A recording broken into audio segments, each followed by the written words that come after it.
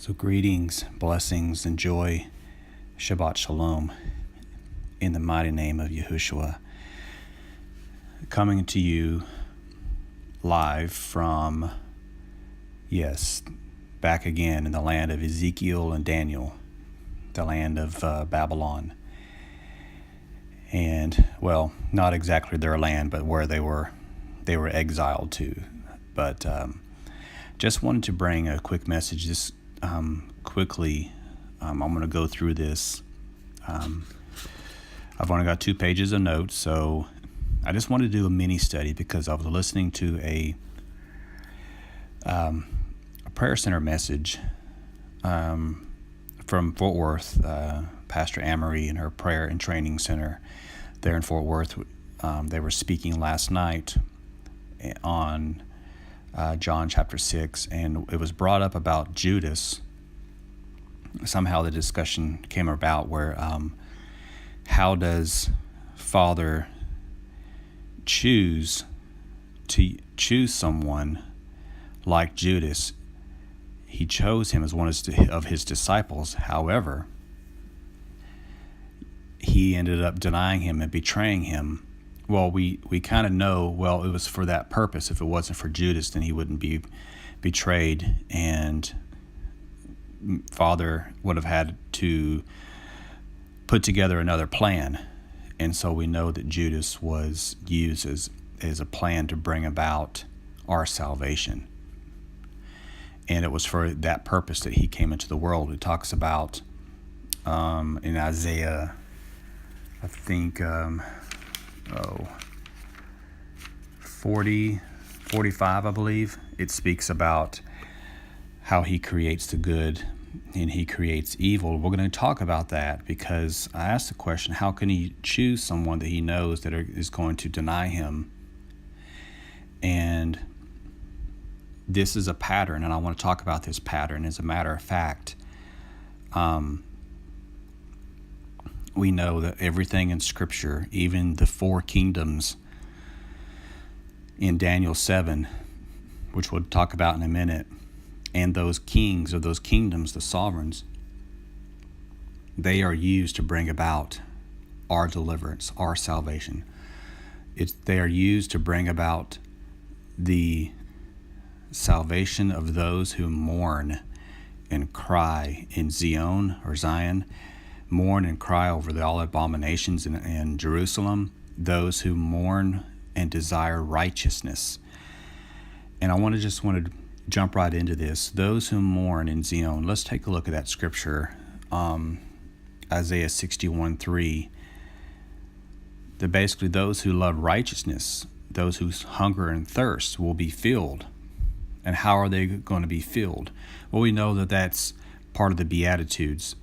As a matter of fact, a lot of, and I'll touch on that in a minute, but a lot of the Beatitudes, if not all of them, they're based in the book of Isaiah, Yeshayahu, and Messiah brings these out, that those who desire him, that they will be filled. And Messiah came to fulfill the prophecies of Isaiah. Messiah came to fulfill what was spoken through Isaiah, and said that these are what Isaiah was speaking about. And so Isaiah 61:3 says, to appoint unto those who mourn in Zion, to give them embellishment for ashes, the oil of joy for mourning, the garment of praise for the spirit of heaviness. And they shall be called trees of righteousness, a planting of Yahuwah, to be adorned. So those who mourn in Zion, we can see that in Matthew 4, Matthew 5. Those who basically desire the kingdom, those that are of a clean heart or a pure heart, will see Elohim. And it's exciting because it talks about that in Ezekiel 9:4. Those who sigh and cry over all the abominations, that they will be marked and they will be protected. Let's take a look at Isaiah 40. Isaiah 40 says, speaking of Messiah, Father says, I know how to comfort my people. I know how to bring compassion. I know how to have compassion, to bring comfort. Comfort my people, says your Elohim. And he's saying to speak to the heart of Jerusalem, or Yerushalayim, and cry out to her that her hard service is completed and that her crookedness is pardoned. It just goes on talking about that in verse 10, that the Master Yahuwah comes with strength, basically speaking of Messiah, and his arm rules for him. See, his reward is with him, and his recompense before him. So much it talks about the recompense. So many scriptures in Isaiah talk about the reward. I think it's Isaiah 60 that talks about the reward, the work that is before Messiah, and the reward or the recompense he's going to bring on top of the heads of his enemies. So he comes to bring deliverance for those who will desire to walk in that deliverance. And that's important to really grasp hold of that statement. That he comes to bring deliverance for those who will, in the end, their heart's desire is to walk free, to walk in that deliverance. Not putting him back on the stake again. Not putting him back on the cross to crucify him again. Because they believe that once they are delivered, that they will walk in that deliverance. They will desire righteousness, and they will mourn for the government to sit, the seat of his throne in Zion or Zion. Talks about in Isaiah chapter 2, where Jerusalem, or basically the law or the Torah, will go forth from Zion or Zion. And the word, his word from Jerusalem. And when I started my study on that back in 2011, I'm still not finished with it, but where his throne is at, he said, this is where I desire to rule from, and that's Zion. That's a little place called the city of David. It's right there in the city of David. And yes, it is part of Jerusalem, which is also called the city of David as well. But that entire area, there's a very small area where the ark sat for 40, basically during the time that David was in Jerusalem. That's where the ark sat and where the Psalms were written. Psalm 132, where he desires for his rest to be forever. This is the place of my rest, he said. This is what he's talking about. This is where the government will sit. Yes, he will sit on the throne in Jerusalem, of course. But the law, what was established, the governing authority comes forth, roars from Zion. And it's like the law that comes forth out of Zion is like the sound of the shofar. It is that powerful sound. And Jerusalem is the mouth that proclaims that sound. So the law and his instructions for righteous living in his kingdom comes forth out of the governing seat of Zion, and therefore his people from Jerusalem is where it says it starts in Jerusalem and goes to the uttermost parts of the earth. It is to carry that law or that instruction to his people, where he placed his name, to all of his people all across the earth, and including teaching in nations, because that is what we were called to do, to bring righteousness and justice into the nations. And so the Beatitudes, yes, Messiah was speaking what was prophesied in Isaiah. He was even speaking about himself in Isaiah. Isaiah talks so much about the Messiah, about Yahushua coming, and what he would look like, and the anointing that would be upon him. And then Messiah talks so much about basically himself, because it's what Isaiah was talking about. In Matthew 4 and 5, the whole Beatitudes, all of that is wrapped around many passages throughout the book of Isaiah, and it's so powerful to even study that out. And so part of this message is for you guys to go and just study out and to springboard and to launch your own studies. And I want to talk about Isaiah 44:23. It's so powerful that, sometimes we forget that when our transgressions have been wiped out, that there should be a time of rejoicing. And as a matter of fact, Isaiah 44 verse 22 and 23, he says, I shall wipe out your transgressions like a cloud and your sins like a mist. Return to me, for I shall redeem you. Sing, O heavens, for Yahuwah shall do it. Shout, O depths of the earth. Bring forth into singing, O mountains, forests, and every tree in it. For Yahuwah shall redeem Yaakov, or Jacob, and make himself clear in Israel. So those who are redeemed are excited. They sing and they rejoice. They have a reason to be to rejoice because they've been redeemed. They've been delivered. If we never sing or rejoice or are glad, then we need to really step back and question where we stand with His redemption. Yes, His redemption is all the way through and through, but we have to maintain what He has given to us. We have to make sure that we count the cost, that we really just grab a hold of His redemption and we run with it, and we don't stop until we see Him face to face, because it's at the end of our faith. It's the salvation of our souls. It's at the end. So we are to rejoice. And so I want to get into talking about Koresh, or sometimes he's called Cyrus in the scriptures. Cyrus the first. He's the Cyrus the Great. He's the one that issued the decree to rebuild Jerusalem and to relay the foundation. So let's look at Isaiah 44 verse 28. Basically through chapter 45. I'm not going to read all of that, but let's read a couple of statements about Koresh, or Cyrus,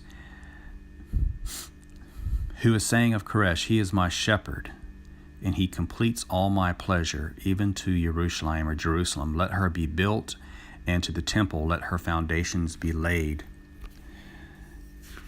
Let's see here. Let's look at a couple of scriptures. All of basically chapter 45, if you go in, he talks very lovingly of his anointed. Look, he talks about in verse 1, thus says Yahuwah to his anointed, to Koresh, whose right hand I have strengthened to subdue nations before him, and ungird the loins of sovereigns, to open before him the double doors so that gates are not shut.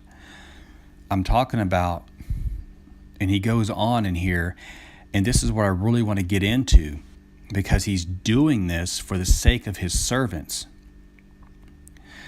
That, look at this, for the sake of Jacob, my servant, for the sake of Israel, my chosen, I also call you by your name. He's talking about Cyrus here in verse 4.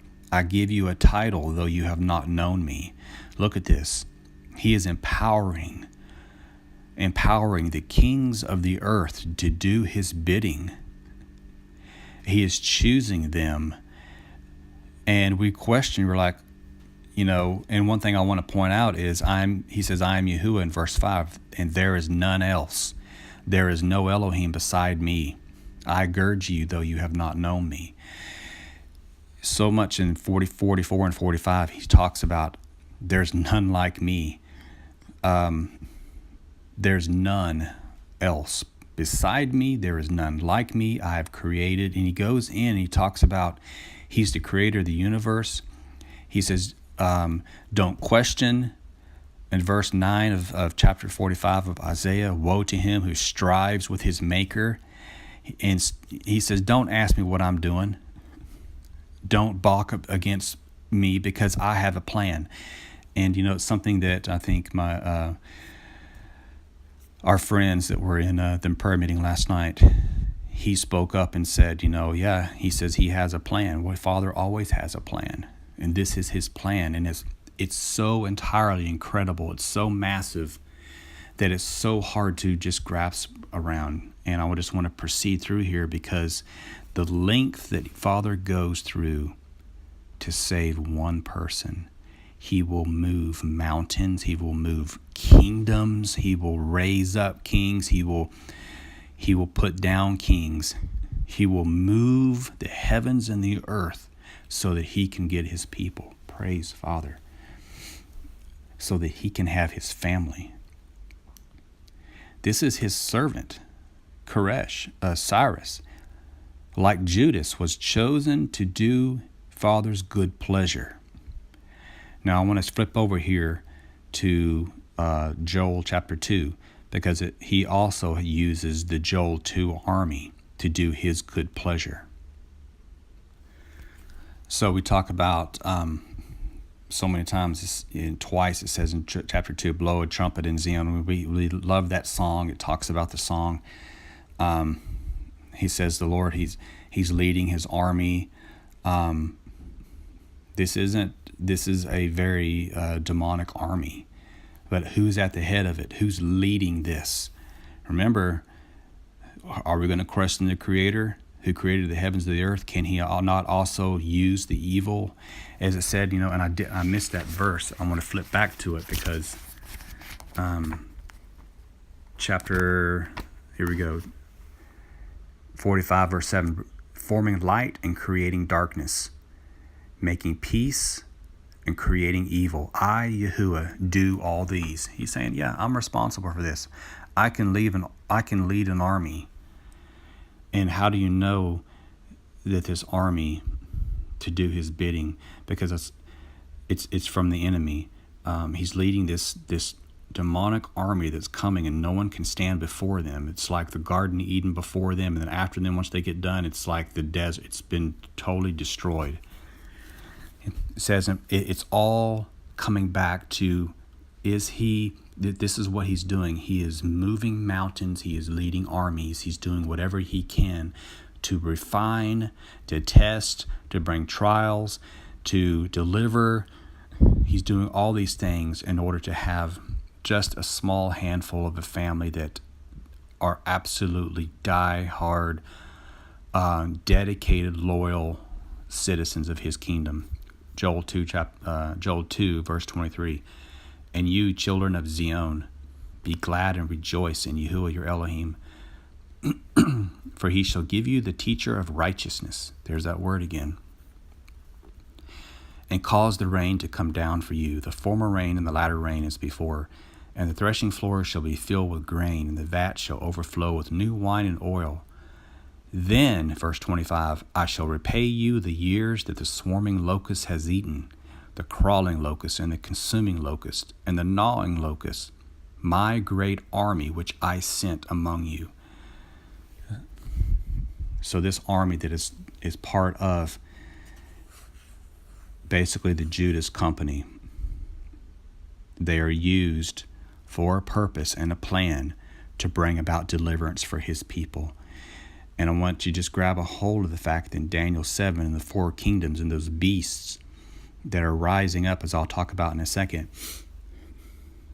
I mean, it's absolutely just astounding, because all of it comes down to, I have moved mountains, I have raised up kings, I have brought up kingdoms and lowered kingdoms and destroyed, and all these prophecies, they all come to the bringing about of the righteous King, Messiah Yahushua, his first and second coming. It's all about the plan that he set in motion since before the world was even created. So we're talking about who else has he used to do his good pleasure. Yahuwah has used Pharaoh. He used Koresh or Cyrus. He used the Joel 2 army. He's used Nebuchadnezzar. He's using Gog. It talks about in Ezekiel 38 that he puts a hook in his jaw, and a plan is going to arise up in his head. Do you think that, I mean, he even used the enemy himself to test Job, to the point to where the Job in the very end, remember, he came in there and he pulled the same thing. Father pulled the same thing with him, the same conversation in a different way. When he asked him 66 questions, he said, where were you when I created the heavens and the earth? Well, if you look at Isaiah 45, he talks about, I created the heavens and the earth. I've done all these things. I've created this vessel of clay. Who are you going to tell me of how I can use it and how I cannot use it? And so once that happened, once Job saw that, he says, oh, you are Elohim, you're God, and I am not. And so Father restored everything to him, and twice fold. And so that is a picture of what we get to look forward to when we have gone through the trials and the severe tribulation and the testings that we are going to have gone through, are going through, and will go through in the end, the latter days, the end days, which are now. This is to bring about the gathering. It's a harvesting process. It's an agricultural it's a whole big agricultural process and things that he has to do to make sure in the end his houses are filled with and his barns are filled with wheat, and there's no chaff, and there's nothing in there that isn't going to produce life. So it says this is a pattern that he's using. He uses these pagans to do his will. I mean, think about it. He's using whatever he can use to bring about Messiah.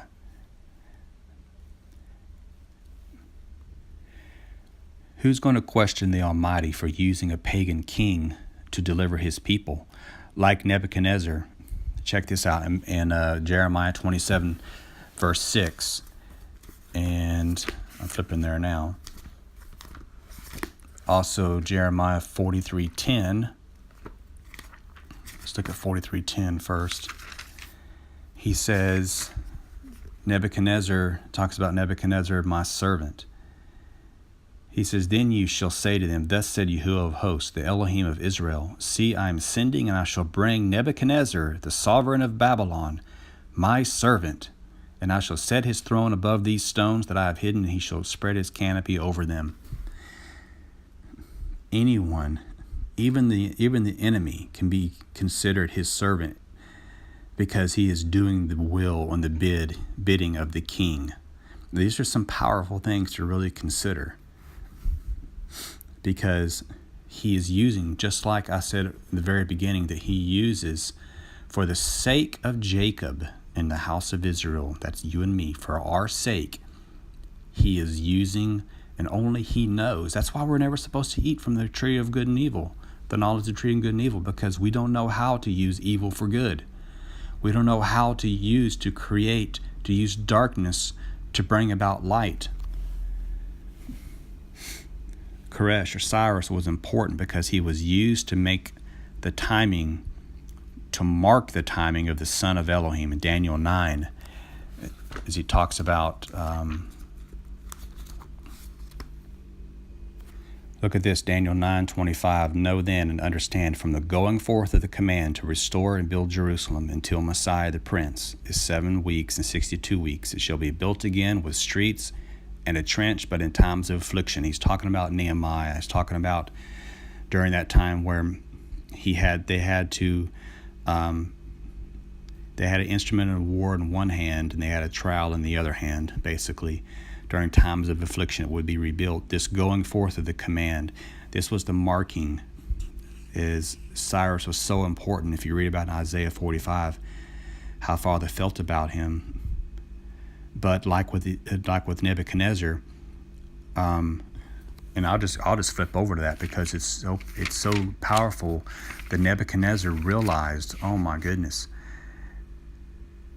that even the kings that he uses, he will not tolerate pride, because they need to recognize that it's not the king himself that's doing these things, but he is being used. And so multiple times in Daniel it talks about the kings that recognize, they may not even follow, but they recognize the power of the king the King of Kings, Yahuwah, the King of Kings, to recognize his power to raise kings and lower kings, and to recognize the power of the God of Daniel.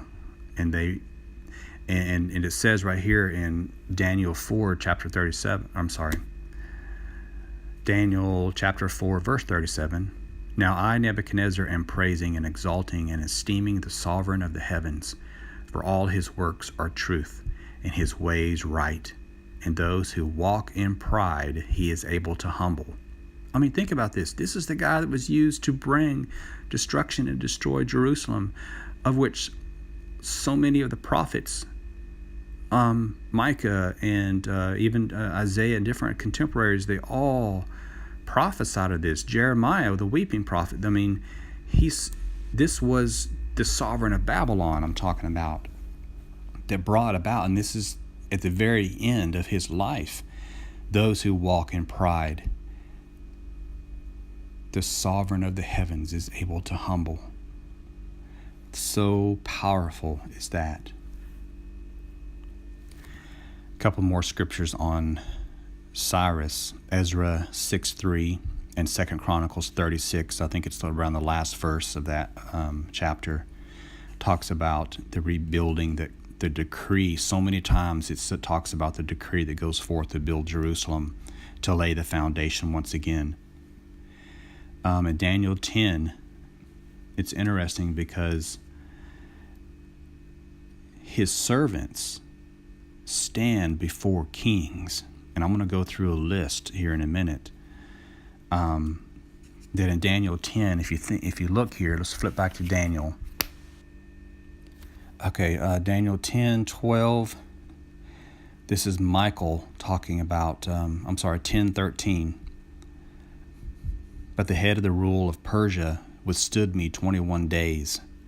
And see, Michael, one of the chief heads, came to help me, for I had been left alone there with the sovereigns of Persia."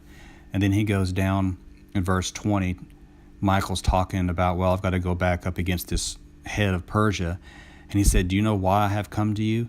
And now I return to fight with the head of Persia. And when I have left, see, the head of Greece shall come."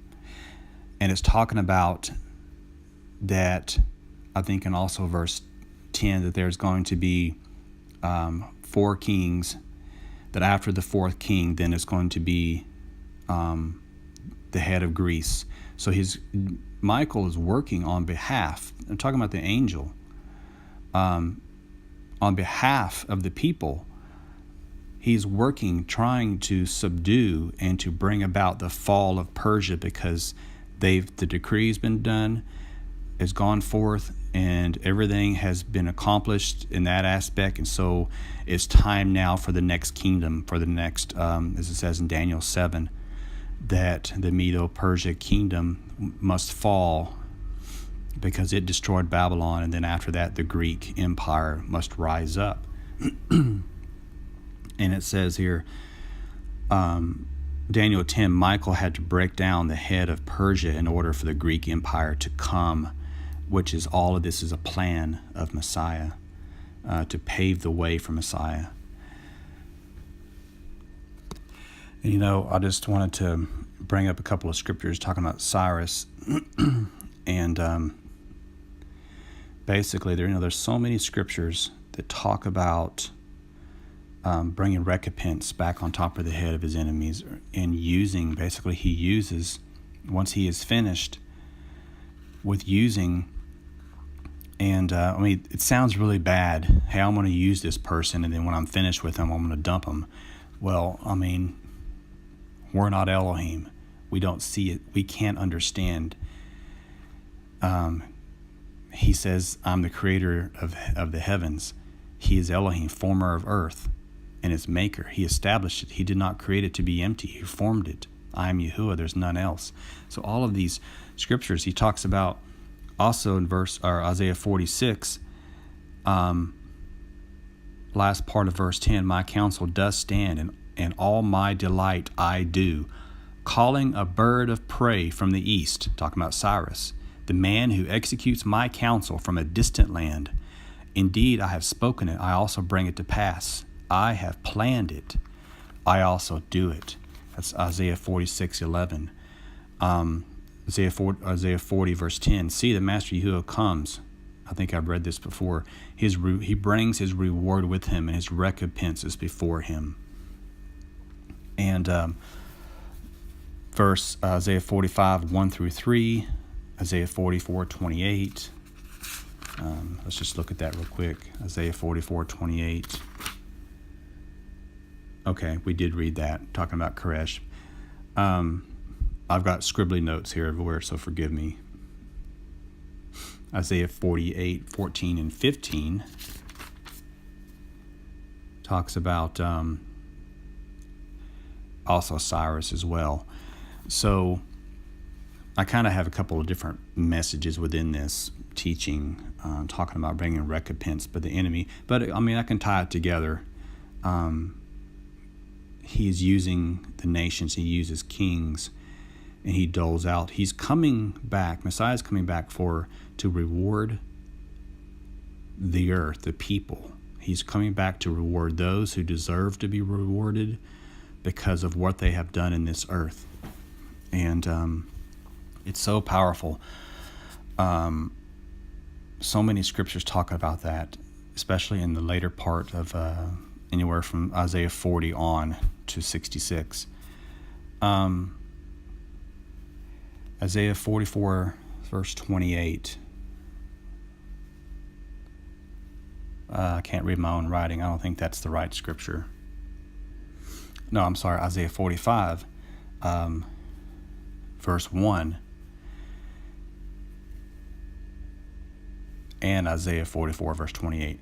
Both of those, they talk about Cyrus being called his anointed, a shepherd who will destroy Babylon, who will go forth to rebuild Jerusalem, to subdue nations. Who does that sound like? I mean, check this out. It sounds just like what Messiah will do in the end. And it's his chosen one. He uses a pagan to show in the natural what Messiah will do in the spirit or the eternal. And it's very, he had a yielding heart. In other words, Father steered his heart, whereas Messiah, Father, his heart was already linked in with the heart of the Father, and so he was already steered. He was already, because he came forth from him. Rather than, Cyrus, whom, here's this guy, he, from the foundation of the world, he knew, hey, I can use this guy. He'll be born at this particular point in time, and he's going to be used as part of the plan to bring about Messiah. So what's interesting is in all of this, and I may have to finish up with another message. It looks like I'm kind of running out of time here. What I've noticed is, yes, Israel was scattered by the Assyrians in 722 BCE, but it was Judah. Judah was always a lamp. He always had Psalm 89. I'm always going to have a lamp in Jerusalem, because I think, even Lucifer knew to a degree that the deliverer would come from Judah, because so many of the scriptures, so many things were written and about Judah, and the target of even the Greek Empire. Look, it was Judah who came back and rebuilt and dedicated the temple. And I want to talk about that, because so much is pointing to Judah. Because at the very end, yes, Judah, which is the Jews, they will be saved. They will come in. But Messiah, yes, he came for all the house of Israel, but he specifically calls out the house, the northern 10 tribes, the kingdom, the northern Israelites that were scattered into all the earth. But that is a message for another time. His servants stand before kings. And this is what's awesome is, Moses was used to stand before the Pharaoh of Egypt to deliver his people. Daniel was used to stand before the king of Babylon, where his people were exiled. Daniel also stood before the Medes and the Persian, basically the Persian king, Cyrus, and he was used to bring those that were exiled to Babylon, to bring them back to Jerusalem and to rebuild the city, and to lay the foundation of the temple. Then it goes on, talks about Daniel 10, how the Persian Empire comes to an end, and then you got the Greek Empire that comes. You have Judah Maccabee that comes in and deals with not Alexander the Great, but basically one of the kings after him, Antiochus Epiphanes, that came in and defiled the temple and put a statue of Zeus and all that. You can read that in the Maccabees 1 and 2. But these were the people that came back to rebuild, to fight for the what they have been sent home to do. So you see kind of how it's building here. And the set apart ones in the presence of Rome, the set apart ones stand in the presence of Rome because Rome is used to separate the chaff from the wheat. So we saw Moses stand before Pharaoh, Daniel stand before Babylon and Persia, Judah Maccabee and the Maccabees fighting and standing before basically the king of the empire, the Greek Empire, Antiochus. And you have Yahushua, also the first and second coming, along with the set apart ones, Daniel 7, that will stand in the presence of Rome. And to be used. And we also saw that with Paul or Shaul. But to be basically being able to be used to separate. And what was the thing with Shaul? Because of the persecution, because of what he believed, that is what is being used to separate. And so Rome is used is to separate. Egypt to deliver, Babylon to exile people back because they did not stay true to the covenant. Persia to send those people home that want to go home and to rebuild. And the Greek Empire basically was used to show that, hey, there are people here that want to stay here. They want to dedicate the temple to him. And you have Rome just being used to separate the chaff from the wheat. Rome was used to put people back in Babylon through deception, and this is what's very powerful, is that in the beginning, the first kingdom was Babylon, the last one was being Rome, but we know the very last kingdom, the eighth beast, basically, and it talks about in Revelation, that Rome and Babylon will unite together. Babylon was the, and I'll go on into that in a minute, but Babylon is a false religious system, and that's exactly what Rome was being brought out to be, because people that in Rome and Babylon is talk about in Peter, the book of Peter, first or second, I'm trying to remember which verse it is. Basically, that Rome or Babylon was a code name for Rome. So I want to get through this. I've got just about 6 minutes. Babylon, not Egypt, was used to separate his people who would return to the promised land. Egypt, okay, this is part 2 of, I don't even know what I'm going to call it yet. So it's part 2 of talking about those who mourn in Zion and recompense, that Messiah will come and recompense, and how Father uses the evil. How could he choose Judas as being one of his disciples, knowing that he's going to turn against him? So this is building upon that. Going back and just revisiting, Rome was used to put people back in Babylon. through deception, basically through the religious system. Babylon is kind of like a holding tank, and that's why it talks about come out of Babylon. You need to come out of all of that deception, because and how you do that is you're a lover of truth. 2 Thessalonians 5, I believe, or 2 Thessalonians 2.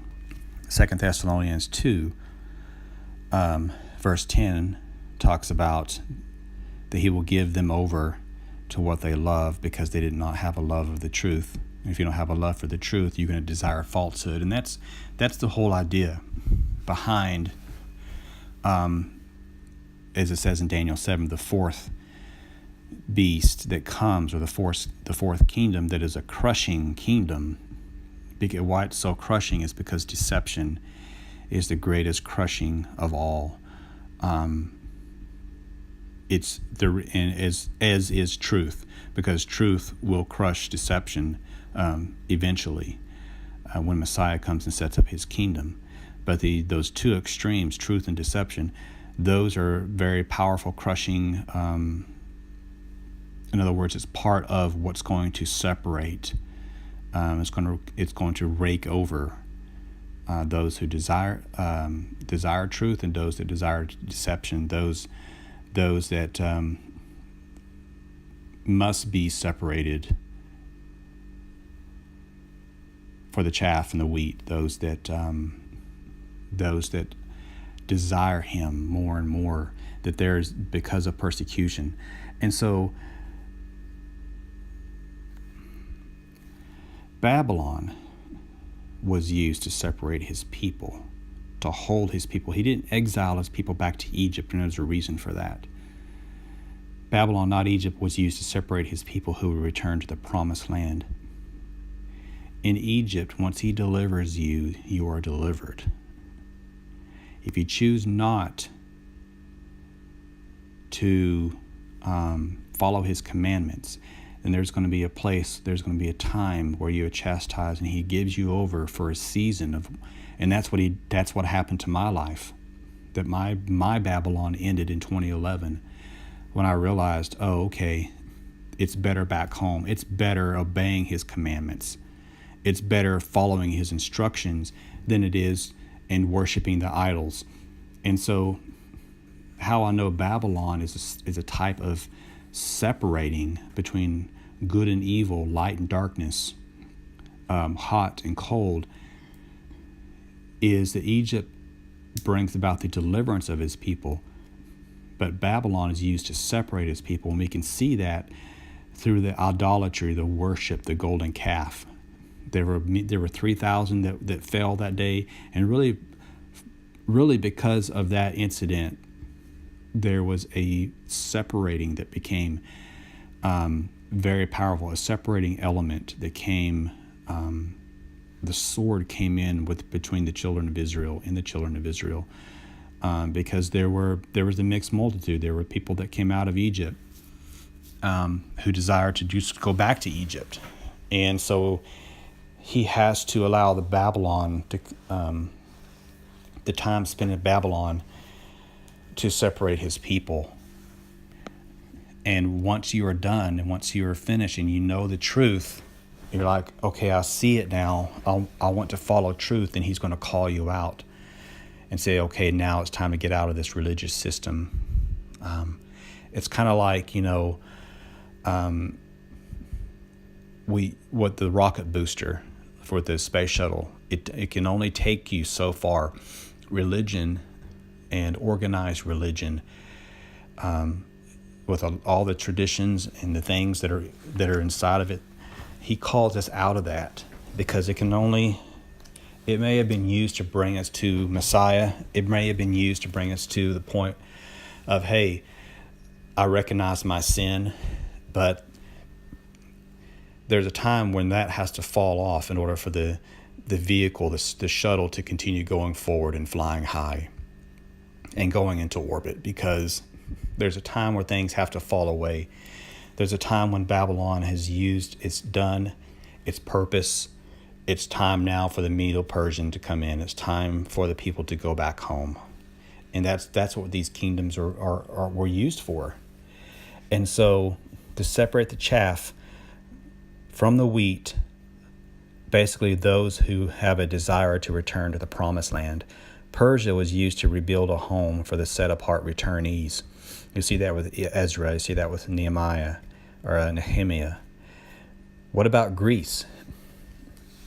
Why was Michael, the angel, the archangel, why was this powerful warrior working so hard on the head of Persia to basically to say, you're not going to exist forever. There's going to be another kingdom that's going to come up. And so he had to work on him, it says in Daniel 10. And so Greece, the Greek with Alexander the Great, and then the 4 kings that broke off from that, the Greeks were used to do and to help find those who will do exploits for him. And that is something that's very powerful. I'm going to turn to Daniel 10 quickly.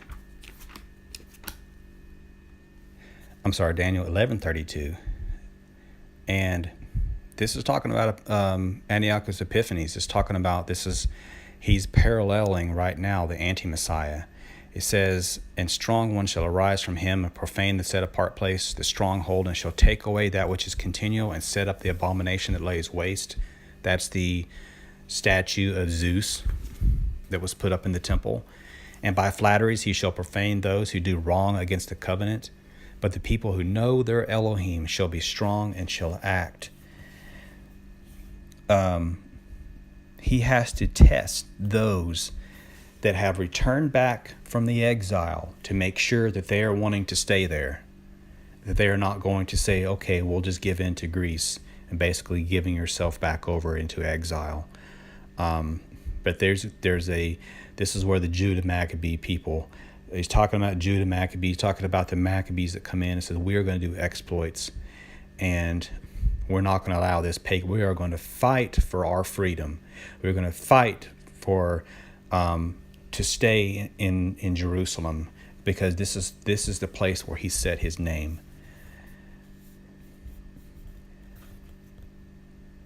This kingdom was used to bring about people, his servants, Yahuwah's servants, who will fight for what has been rebuilt. And the code name, Rome and Babylon, or Babylon for Rome, as I mentioned earlier, I believe it's in Peter, first or second chapter. Rome is a type of an aggressive superpower Babylon that will finalize the separation process for his family. And really the combination between those two, as I said earlier, that Rome and Babylon basically are the same thing. They are built on deception. They are built upon the prison, the exile, the following the traditions and in other words, the things that are of idol worship, the idol worship, the falsehood and the deception, the mask of truth. This is what enslaves people the most. And this is when Rome, talking about in Daniel 7, the last kingdom, this is why it's so powerful, is because it's a type of an aggressive, superpowered Babylon that will finalize the separation process for his family. And that's what we are entering into. That's what the Great Tribulation, unless those days were shortened, no one's going to survive. This is what he's talking about, because it's the time of the anti-Messiah that will come back, that will arise, and basically him and Judas have the same functionality. They have their same role. They are filled with darkness, and they have the same goal of destroying the family of Elohim. However, Father is going to is using that to find out, okay, in the end, who's going to stay loyal to me. And there's rewards that are given for those that did not take the mark. Each kingdom was used to separate Yahuwah's true family. He used his people to stand before kings. He used his people, talking about Moses and Daniel, he used his people to stand before kings, and he used pagan kings to bring deliverance and salvation for his people. A plan of deliverance through Messiah. It is his kingdom, hallelujah, that will crush all previous ones because they will not be needed anymore. Now, quite interestingly, that it says in Zechariah, I think it's the last, I'm going to flip over there because it's so powerful, that those, it says right here, Zechariah 14:16, this just came to me, and it shall be that all who are left from all the nations which came up against Jerusalem shall go up from year to year to bow themselves to the sovereign Yahuwah of hosts and to celebrate the festival of Sukkot. So here you have people from even the pagan nations that came against Jerusalem that are coming into the kingdom and being allowed to come up and celebrate Sukkot with his people. This is what's so fascinating about Father, and his plans are so powerful. They're so unique, and they're so complete. He keeps the nations around. For example, like the kingdoms of Egypt and Assyria. I'm trying to remember. I think that's chapter 14 of Isaiah or something like that, where his people, notice these are the kingdoms, these are the nations where his people were exiled, where they were held in slavery.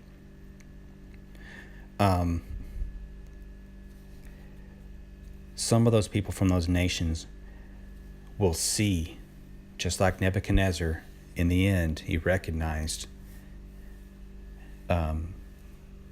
who the true God, the true Elohim of Israel was, and he realized that his own God that he worshipped wasn't true, wasn't, he put because Father was able to, who was able to humble him, that he was able to exalt himself, exalt Elohim above himself.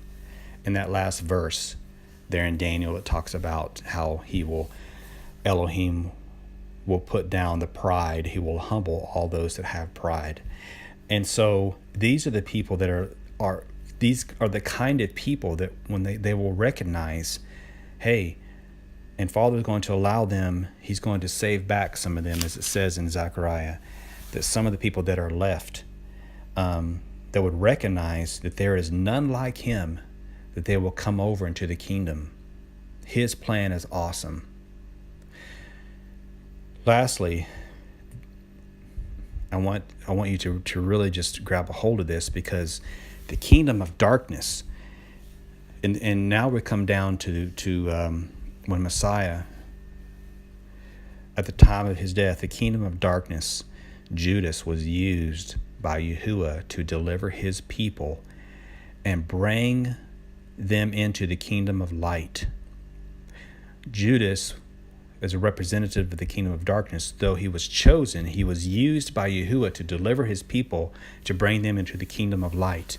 Judas was as Nebuchadnezzar, Pharaoh, Cyrus, Alexander the Great, Antiochus Epiphanes, Caesar, even the anti-Messiah, all rolled into one human being with one kiss.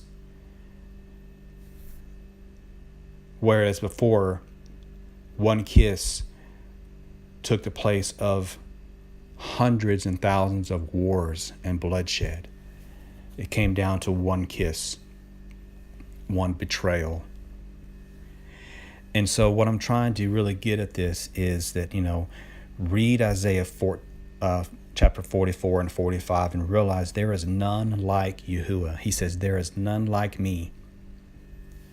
And something I wrote myself a note here that's very important. He said, notice, he never sent his people back to Egypt to be in slavery again.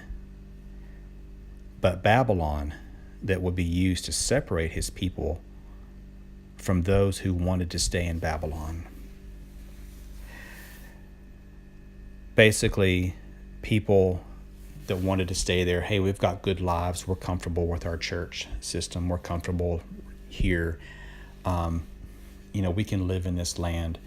It's acceptable to live outside the land. of the land that he promised. It's acceptable. We could still worship him here. Well, that all may sound fine initially, but as the years and the centuries go by, pretty soon his people get absorbed into the nations.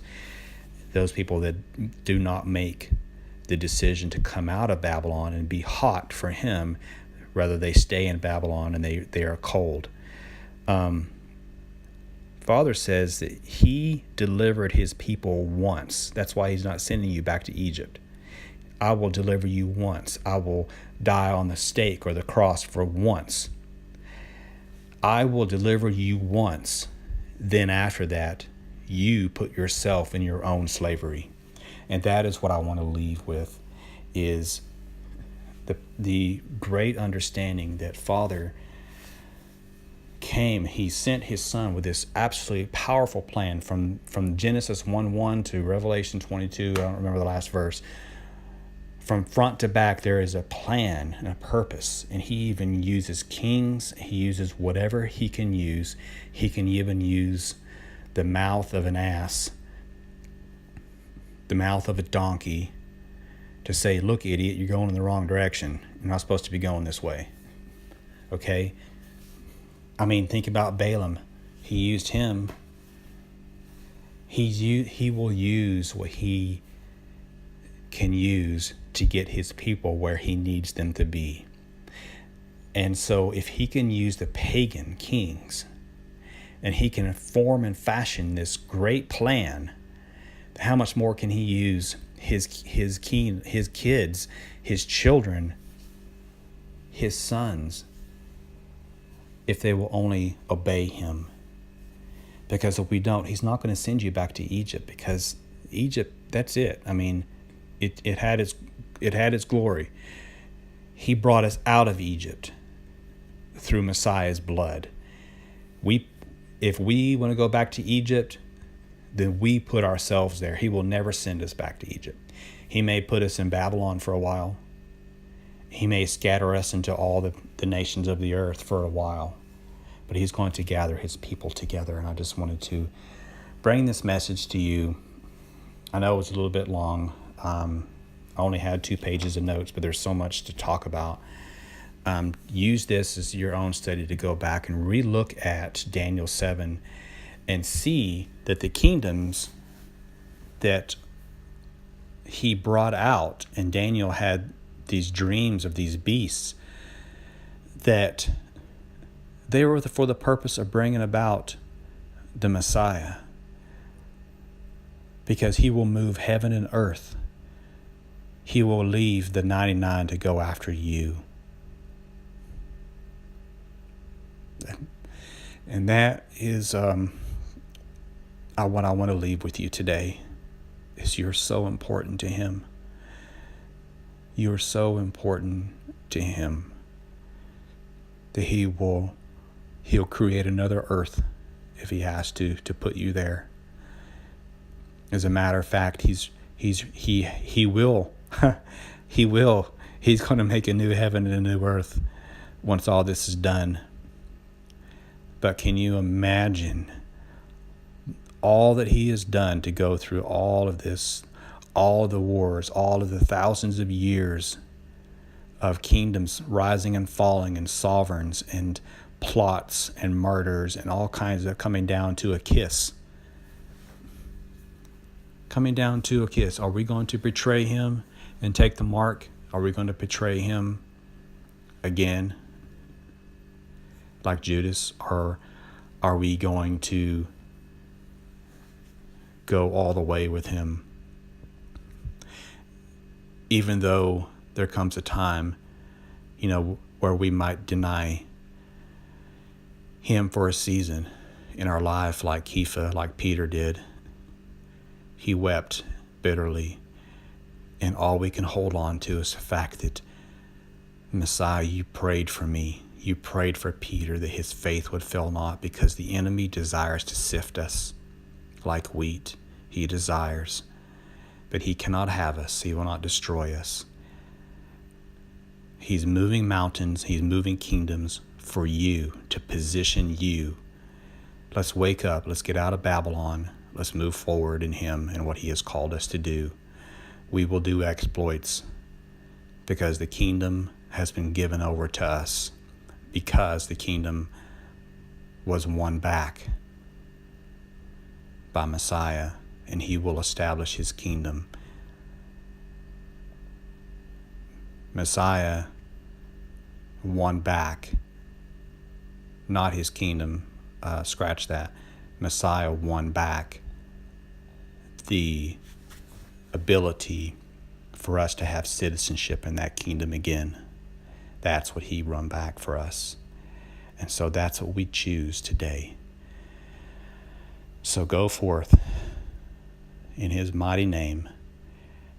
And I leave you the Shabbat Shalom from Babylon itself in the physical realm.